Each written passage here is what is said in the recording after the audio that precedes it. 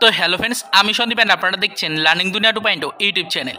তো ফ্রেন্ডস, আবারও কিন্তু আপনারা যারা প্রাথমিক শিক্ষক নিয়োগ প্রক্রিয়া 2022-এর টেট পাস চাকরি প্রার্থী রয়েছেন, মূলত তাদেরকে উদ্দেশ্য করে আজকে সপ্তাহের একদম অন্তিম পর্যায়ে দাঁড়িয়ে এবং মাসের একদম শেষ পর্যায়ে এসে এই আর্জেন্ট ভিডিওটা কিন্তু ক্রিয়েট করতেই হচ্ছে। দেখুন ফ্রেন্ডস, আপনাদের অনেকের মধ্যে থেকেই অনেক ধরনের প্রশ্ন ইতিমধ্যে আমাদের বিভিন্ন ভিডিওর কমেন্ট সেকশনে আমরা কিন্তু পাচ্ছি। অলরেডি অনেক চাকরি প্রার্থী আমাদেরকে কমেন্ট করে প্রশ্ন করেছেন যে বর্তমান সিচুয়েশনে দাঁড়িয়ে কি রাজ্য সরকারের পক্ষ থেকে কোনোভাবে নিয়োগ প্রক্রিয়াগুলোতে গতি আনার কোনো চেষ্টা করা হচ্ছে না। বর্তমানে আমাদের সুপ্রিম কোর্টে আগামী মাস অর্থাৎ জুলাই মাসের 15 তারিখে কিন্তু ওবিসি মামলার নেক্সট হিয়ারিং ডেট রয়েছে। তো এই ওবিসি মামলার কারণে বর্তমান পজিশনে দাঁড়িয়ে রাজ্যের প্রত্যেকটা ডিপার্টমেন্টে নিয়োগ প্রক্রিয়াতে গতি একদম শিথিল পর্যায়ে চলে গেছে, এটা আপনারা সকলেই কিন্তু জানেন। তো আমাদের 2022-এর টেট পাস চাকরি প্রার্থীরা যেহেতু বারংবার রাস্তায় নামছেন, বারংবার নিয়োগের নোটিফিকেশন প্রকাশের দাবি জানাচ্ছেন, তাই সত্যিই কি এই ওবিসি মামলা না মেটা পর্যন্ত নিয়োগ প্রক্রিয়াতে গতি আনা সম্ভব হবে না? আদৌ কি রাজ্য সরকারের পক্ষ থেকে এই চাকরি প্রার্থীদের যে দাবি, সেই দাবিকে কোনোভাবেই মান্যতা দেওয়া হবে না? চাকরি প্রার্থীরা বারংবার যে রাস্তায় নামছেন, সেই রাস্তায় নেমে যে দাবিগুলো তারা তুলছেন, সেই দাবিগুলোকে কি কোনোভাবেই গুরুত্ব দেবে না রাজ্য সরকার? এই বিষয়গুলো নিয়ে কিন্তু অনেক ধরনের প্রশ্ন উঠে আসছে। তো দেখুন, আপনাদেরকে বলে রাখার চেষ্টা করি যে অফিসিয়ালিভাবে কিন্তু আমাদের ডব্লিউপি কনস্টেবল এবং তার পাশাপাশি কিন্তু কেপি কনস্টেবল, তার পাশাপাশি কিন্তু এই প্রাথমিকের বেশ কিছু নিয়োগ প্রক্রিয়া, যেমন 2022-এর টেট পাস চাকরি প্রার্থীদের নিয়োগ প্রক্রিয়া, 2023-এর টেটের রেজাল্ট, 25-এর নতুন নিয়োগের নোটিফিকেশন প্রকাশ, এই সম্পর্কিত কাজকর্মগুলোর উপরে কিন্তু কোনো ধরনের কোনো বাধা নিষেধ নেই। তা সত্ত্বেও এই সকল রিক্রুটমেন্ট প্রক্রিয়াগুলো টোটালি কিন্তু থমকে রয়েছে। তার কারণ বর্তমান সিচুয়েশনে দাঁড়িয়ে রাজ্য সরকারের পক্ষ থেকে নিয়োগ প্রক্রিয়াগুলোকে এগিয়ে নিয়ে যাওয়ার জন্য কোনো ধরনের কোনো নোটিফিকেশন জারি করার পারমিশন দেওয়া হচ্ছে না নির্দিষ্ট রিক্রুটমেন্ট বোর্ডগুলোকে। তাই কিন্তু অনগোয়িং রিক্রুটমেন্ট প্রসিডিওর হওয়া সত্ত্বেও বেশ কিছু রিক্রুটমেন্ট প্রক্রিয়া টোটালি কিন্তু থমকে রয়েছে। আপনাদেরকে একটি প্রুফ দেওয়ার চেষ্টা করছি আজকের এই ভিডিওটির মাধ্যমে, যাতে করে যারা মূলত এই ধরনের প্রশ্নগুলো করছেন বা যাদের মধ্যে এই ধরনের প্রশ্নগুলো রয়েছে, তারা যেন সম্পূর্ণ বিষয়টাকে বুঝতে পারেন যে বর্তমানে কিন্তু কোনোভাবেই জুলাই মাসের 15 তারিখে সুপ্রিম কোর্টে চলতে থাকা ওবিসি মামলার নেক্সট হিয়ারিং সম্পূর্ণ হওয়ার আগে কোনো ধরনের কোনো অফিসিয়াল সুখবর কিন্তু আপনাদের জন্য আসবে না, বা নিয়োগ রিলেটেড নোটিফিকেশন প্রকাশের কিন্তু কোনো ধরনের কোনো সম্ভাবনা নেই। সেই বিষয়টা আরও একবার আপনাদের ক্লিয়ার করে দিই। দেখুন ফ্রেন্ডস, ডব্লিউপি কনস্টেবল এবং কেপি কনস্টেবল রিক্রুটমেন্টটাকে সংগঠিত করছে কিন্তু পিআরবি বোর্ড, আপনারা সকলেই জানেন।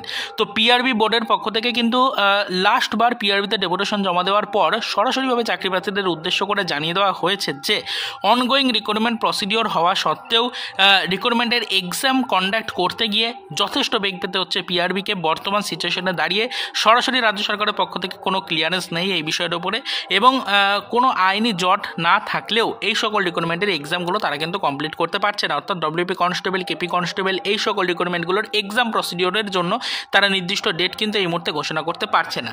পরিষ্কার ডেপুটেশনটা জমা দেওয়ার পর তারপরে কিন্তু জানিয়ে দেওয়া হয়েছে চাকরি প্রার্থীদেরকে উদ্দেশ্য করে আধিকারিকদের পক্ষ থেকে যে তারা কিন্তু জুলাই মাসের 15 তারিখে সুপ্রিম কোর্টে ওবিসি মামলার নেক্সট হিয়ারিং ডেটটাকে দেখতে চাইছে।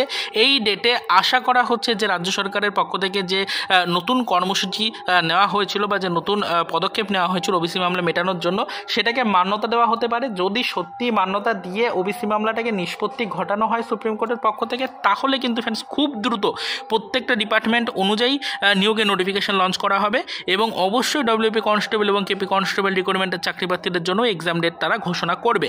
এরকমটাই সরাসরি পিআরবির আধিকারিকদের পক্ষ থেকে চাকরি প্রার্থীদের উদ্দেশ্য করে এদিনের ডেপুটেশনের পর বিষয়টা খোলসা করে দেওয়া হয়। তো এক্ষেত্রে আশা করি শুধুমাত্র ডব্লিউপি কনস্টেবল বা কেপি কনস্টেবলের সাথে যুক্ত চাকরি প্রার্থীরা নয়, প্রত্যেকটা ডিপার্টমেন্টের চাকরি প্রার্থীরা বিষয়টা দেখে বুঝতেই পারছেন যে আপনাদের রিক্রুটমেন্টের ওপরে সরাসরি কোনো অফিসিয়াল বাধা নিষেধ থাকুক বা না থাকুক, নিয়োগ প্রক্রিয়া এই মুহূর্তে কোনোভাবে এগোনোর কোনো সম্ভাবনা কিন্তু নেই।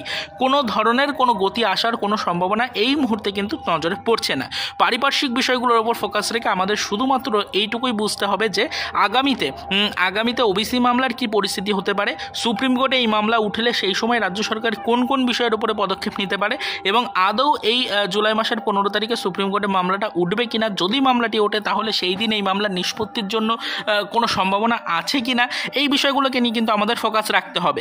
তাহলে পারে কিন্তু ফ্রেন্ডস আমরা এটাই বুঝতে পারবো যে এই জুলাই মাসের 15 তারিখের মধ্যে কোনোভাবে নিয়োগ প্রক্রিয়াতে গতি না আসলেও জুলাই মাসের 15 তারিখ অতিবাহিত হয়ে যাওয়ার পর হিয়ারিংটা সম্পূর্ণ হওয়ার পর নিয়োগ প্রক্রিয়াতে গতি আসার একটা চূড়ান্ত সম্ভাবনা থাকবে।